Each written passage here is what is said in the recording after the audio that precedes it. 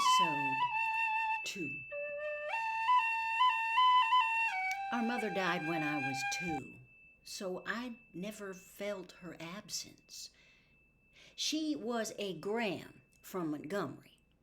Atticus met her when he was first elected to the state legislature. He was middle-aged then. She was 15 years his junior. Jim was the product of their first year of marriage. 4 years later, I was born, and 2 years later, our mother died from a sudden heart attack. They said it ran in her family. I did not miss her, but I think Jim did. He remembered her clearly, and sometimes in the middle of a game, he would sigh at length, then go off and play by himself behind the car house. When he was like that, I knew better than to bother him. When I was almost 6 and Jim was nearly 10, our summertime boundaries, within calling distance of Calpurnia, were Mrs. Henry Lafayette DeBose's house 2 doors to the north of us, and the Radley place 3 doors to the south. We were never tempted to break them. The Radley place was inhabited by an unknown entity, the mere description of whom was enough to make us behave for days on end. Mrs. DeBose was plain hell. Well, that was the summer Dill came to us. Early one morning, as we were beginning our day's play in the backyard, Jim and I heard something next door in Miss Rachel Haverford's collard patch. We went to the wire fence to see if there was a puppy, as Miss Rachel's rat terrier was expecting. Instead, we found someone sitting looking at us. Sitting down, he wasn't much higher than the collards.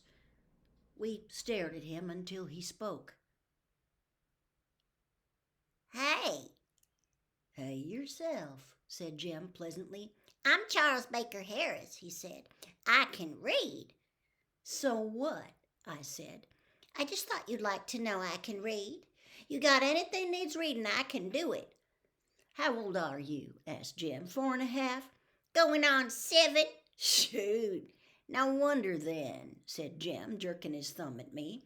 "Scout yonder's been reading ever since she was born, and she ain't even started to school yet. You look right puny for going on 7. "I'm little, but I'm old," he said.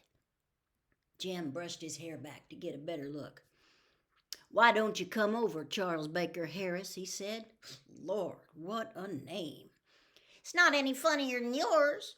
Aunt Rachel says your name's Jeremy Atticus Finch." Jim scowled. "I'm big enough to fit mine," he said. "Your name's longer'n you are. Bet it's a foot longer." "Folks call me Dill," said Dill, struggling under the fence. "Do better if you go over it instead of under it," I said. "Where'd you come from?" Dill was from Meridian, Mississippi, was spending the summer with his aunt, Miss Rachel, and would be spending every summer in Macomb from now on. His family was from Macomb County originally. His mother worked for a photographer in Meridian, had entered his picture in a beautiful child contest and won $5. She gave the money to Dill, who went to the picture show 20 times on it. "Don't have any picture shows here, except Jesus ones in the courthouse sometimes," said Jim. "Ever see anything good?" Dill had seen Dracula, a revelation that moved Jim to eye him with the beginning of respect. "Tell it to us," he said. Dill was a curiosity. He wore blue linen shorts that buttoned to his shirt. His hair was snow white and stuck to his head like duck fluff. He was a year my senior, but I towered over him. As he told us the old tale, his blue eyes would lighten and darken. His laugh was sudden and happy. He habitually pulled out a cowlick in the center of his forehead. When Dill reduced Dracula to dust and Jem said the show sounded better than the book, I asked Dill where his father was. You ain't said anything about him. I haven't got one. Is he dead? No. Well, then if he's not dead, you've got one, haven't you? Dill blushed, and Jem told me to hush, a sure sign that Dill had been studied and found acceptable. Thereafter, the summer passed in routine contentment. Now, routine contentment was improving our tree house that rested between giant twin chinaberry trees in the backyard, fussing, running through our list of dramas based on the works of Oliver Optic, Victor Appleton, and Edgar Rice Burroughs. In this matter, we were lucky to have Dill. He played the character parts formerly thrust upon me, the ape in Tarzan, Mr. Crabtree in The Rover Boys, Mr. Damon in Tom Swift.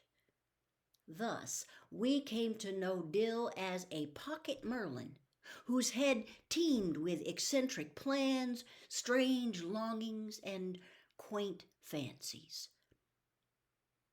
By the end of August, our repertoire was vapid from countless reproductions, and it was then that Dill gave us the idea of making Boo Radley come out. The Radley place fascinated Dill. In spite of our warnings and explanations, it drew him as the moon draws water, but drew him no nearer than the light pole on the corner, a safe distance from the Radley gate. There he would stand, his arm around the fat pole, staring and wondering.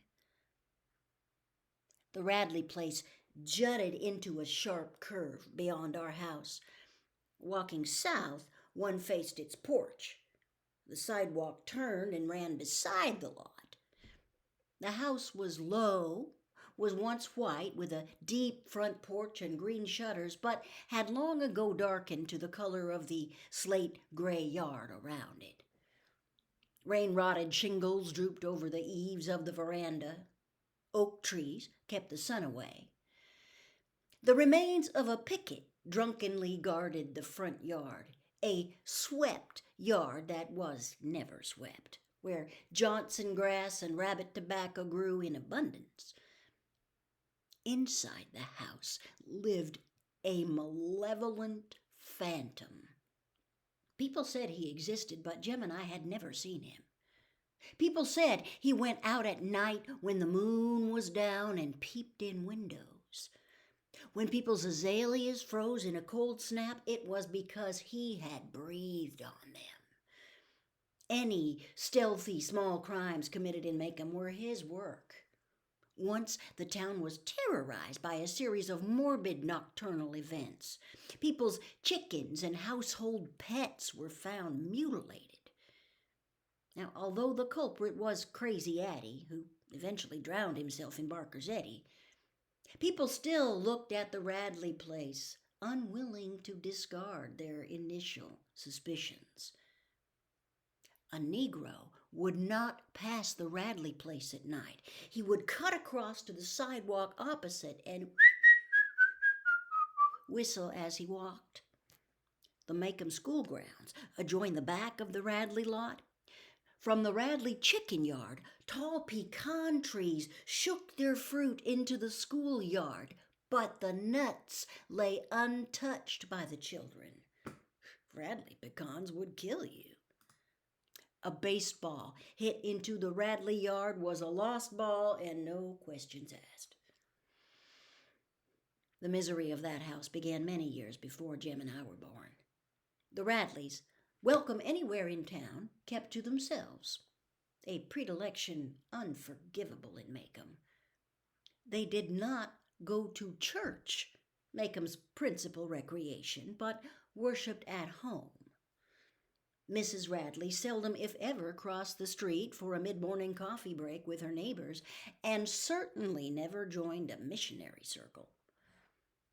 Mr. Radley walked to town at 11:30 every morning and came back promptly at 12, sometimes carrying a brown paper bag that the neighborhood assumed contained the family groceries. I never knew how old Mr. Radley made his living. Jem said he bought cotton. a polite term for doing nothing. But Mr. Radley and his wife had lived there with their 2 sons as long as anybody could remember.